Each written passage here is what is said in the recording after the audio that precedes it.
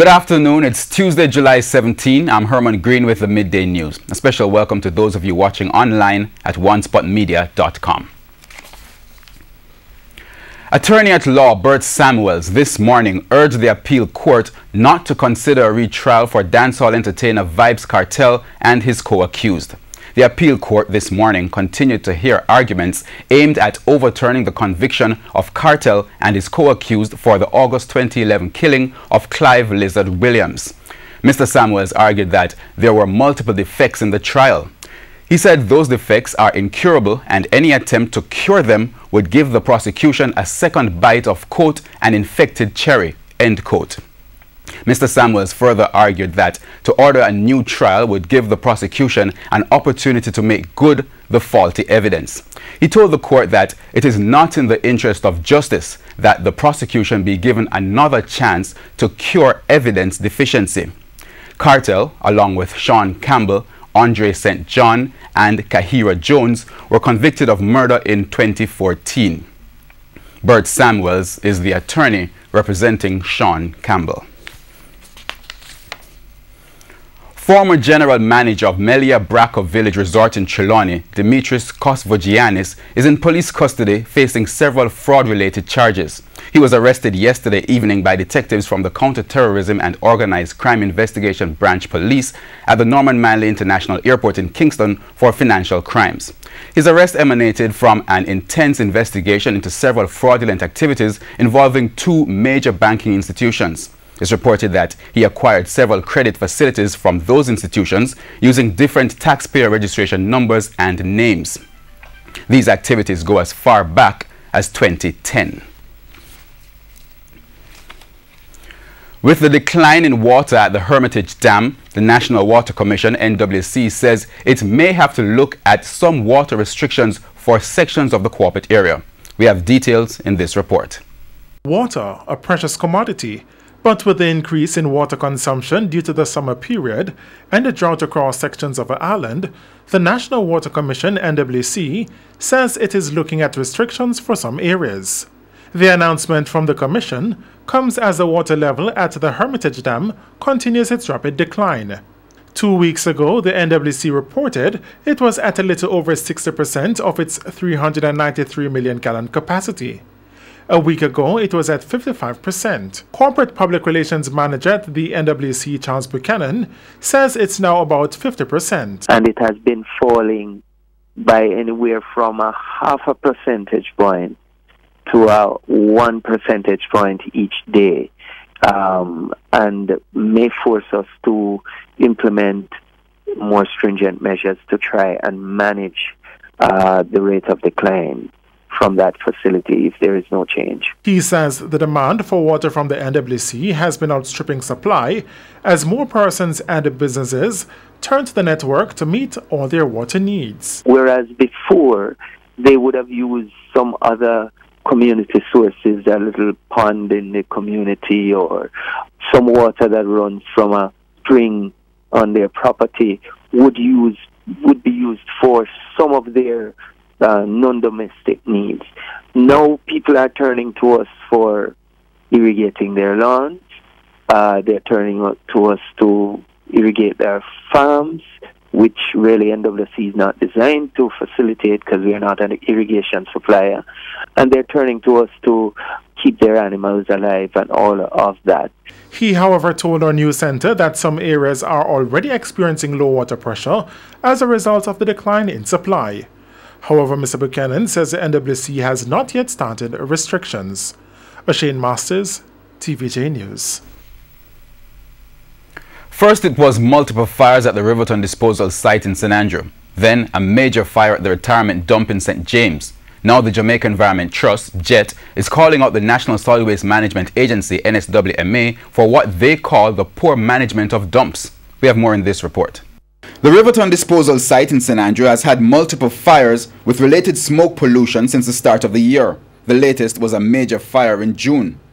Well, on Saturday, the retirement dump in St. James had a similar fire, with the smoke nuisance continuing for days. Now concerns are again being raised about the frequency of fires at the dumps. Legal Director of the Jamaica Environment Trust, JET, Terry-Ann Gaia, is blasting the government for their solid waste management. As it relates to waste management in Jamaica, it has certainly not been on the forefront of any political administration's agenda, and that is the challenge. It requires resources, adequate resources, enforcement. It requires so much more, but definitely, certainly it requires action, and that is not what we have been seeing. On both occasions, residents have complained about the seemingly toxic fumes from the fires which affected them. But Ms. Gaia says that too many people are living too close to the dumps. Referring to NSWMA manager Audley Gordon's comment on Sunday that someone lit the retirement dump fire, Ms. Gaia said with the kind of disposal system Jamaica has, fires are inevitable. She also blamed the NSWMA for the easy unauthorized access people have to the dumps. What we have is dumps, waste disposal sites, and there is like a big garbage pan. Like a big garbage pan. So persons, everything goes there: chemical waste, medical waste, old refrigerators, electronics. Everything goes there, and it's almost inevitable that over time, with the heat, the rain, the weather conditions, things are going to happen, whether combustible or whether by actual human intervention. Ms. Gaia made some suggestions on how the government can control the disposal sites to prevent future fires. I think if we remove the economics incentive and have transfer stations where it's almost like a small sorting station, there the garbage would go. You take away all the tires that people want. That's why they go on the dump in the first place. The plastic bottles, the glass bottles, and have some separation mechanism happening other than the mere picking on the dump sites. Then I think that would first and foremost control the activities happening on the dump. Ms. Gaia was speaking on TVJ's Smile Jamaica program on Tuesday. The Jamaica Cancer Society, JCS, is boasting improvements in the service it offers women in detection and the treatment of breast cancer. The improvement comes with a donation of a state-of-the-art picture archiving and communication systems unit from Sagicor. Executive Director of the JCS, Ulit Gordon, notes that public education, self-examinations, clinical examinations, and annual mammograms are key strategies in detecting breast cancer in the early stages. She says in addition to the more accurate diagnosis, the benefits of the new machine are numerous. Patients' images can be securely transmitted anywhere globally for review by referring physicians. It will enable physicians in different locations to access patients' information and consult with each other simultaneously, allowing for better patient outcomes. In-house comparative reviews are conducted using the 3 5-megapixel monitors.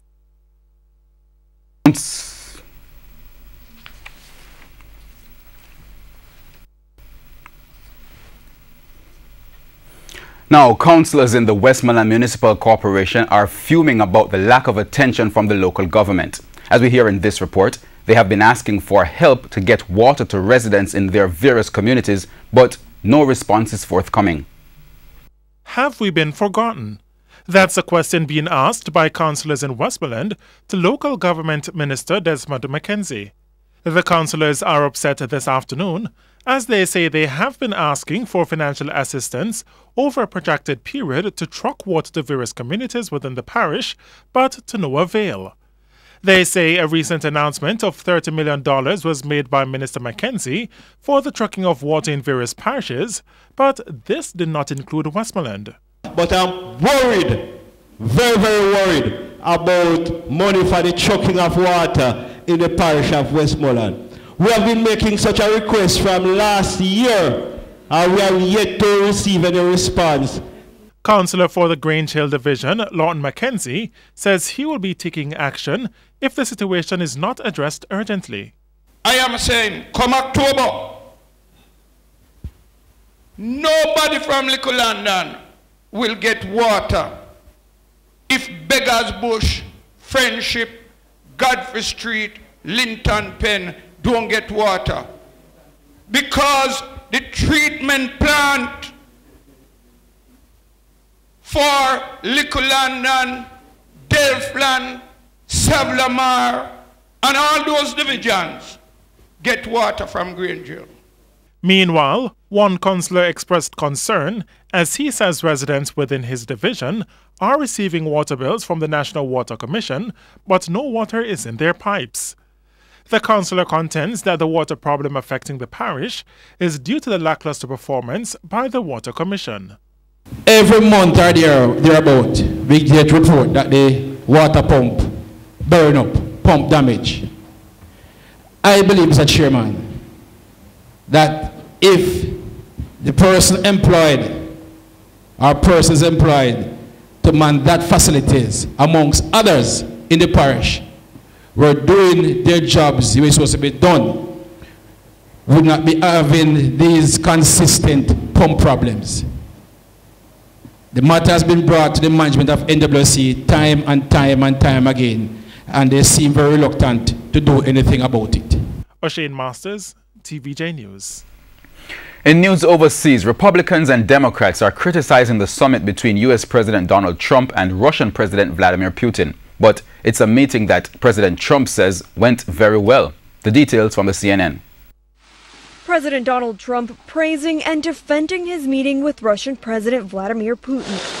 But critics say that during the meeting, Trump did not directly stand up for U.S. intelligence and against Russian interference in the 2016 elections. I have great confidence in my intelligence people, but I will tell you that President Putin was extremely strong and powerful in his denial. After the meeting, the Russian president continued to deny it. Russia, as a state, has never interfered with the internal affairs of the United States, let alone its elections. Members of both sides of the aisle reacting with doubt and disapproval. It was saddening and disappointing to see our intelligence agencies on parity with the words that were coming out of President Putin's mouth.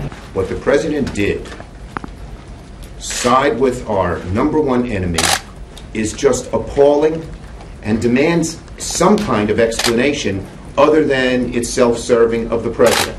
But Senator Rand Paul defending the president, saying that the positives of the meeting should not be lost in the criticism. We should be engaged with Russia. We should have conversations with Russia. We have serious conflicts in various parts of the globe. It would be a mistake not to have open lines of communication with them. An idea that may be drowned out by the sea of criticism now facing the president. We go on to sports. After a short training camp, Jamaica's reggae girls left the island this afternoon for the CAC Games in Colombia. Karen Madden has the details.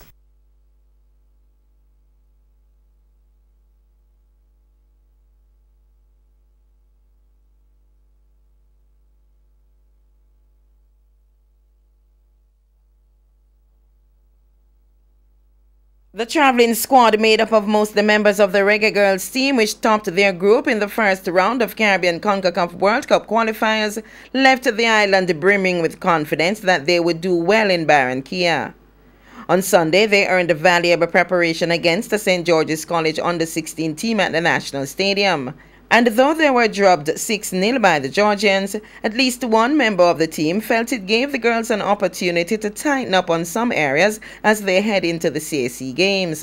I think we played well yesterday. We have things that we take away from the game and things we can improve on and stuff like that. And I think we have a great set of girls going into this competition. Now the Humans' coached team will look to do well in the CAC Games, where they will come face-to-face with host nation Colombia, Venezuela and Costa Rica in Group A. Aside from these countries, which have already been to the World Cup, the technical staff of Menzies, Lorne Donaldson and Andrew Price, will be eyeing Group B, which includes Trinidad and Tobago, Mexico, Haiti and Nicaragua. Definitely. We feel comfortable because we're in a better group, tougher games. I would say we want to say we're looking ahead of the CAC games, but we wanted to go to the CAC games to get good quality games. And we know that we come out there evaluating this group to the utmost, that what we want to come out and really know that what the players that we need to bring forward to the next round of CONCACAF. Jamaica will play Venezuela on Thursday, Costa Rica on Saturday, and Colombia next week, Monday. And Captain Konya Plummer is backing her team to give a good showing against these tough opponents. We are confident in whatever, and our chemistry is wonderful, so So you're looking for a good showing in the 3 games? Yes, we are. We're going there to win. However, whatever the result may be, we'll be satisfied because we're going to do our best and put our all. The top 2 teams from the groups will move on to a semi-final knockout round with the winners vying for the gold medal on July 30. The final round of CONCACAF World Cup qualifiers will be held in Jamaica from August 25 to September 2. Karen Madden, TVJ Sports. And the girls actually left yesterday, not this afternoon. Well, that's the Midday News. I'm Herman Green. Join us at 7 for the Primetime News Package. On behalf of the news, sports and production teams, good afternoon.